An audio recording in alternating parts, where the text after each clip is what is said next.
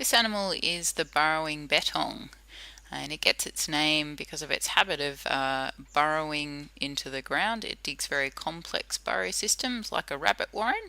It's the only species of macropod that lives underground like that.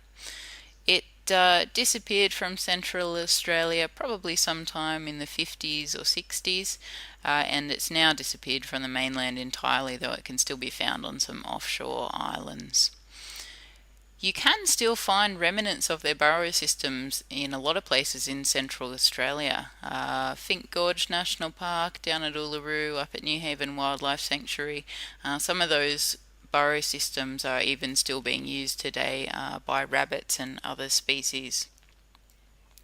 These animals were, in some areas, including probably in Central Australia, the most abundant mammals in the area, so their decline has been very drastic.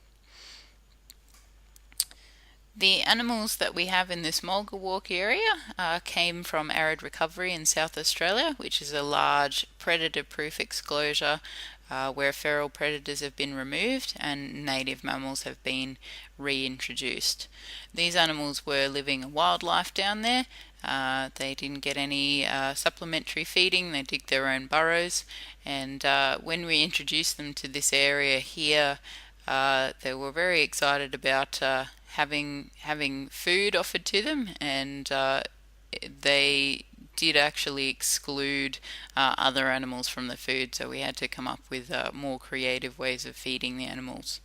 They are able to store fat in their tails, so these animals are basically storing up that fat for the lean times that you would expect to come in the desert. Obviously, with captive animals, those lean times never actually eventuate, so we have to control their food intake.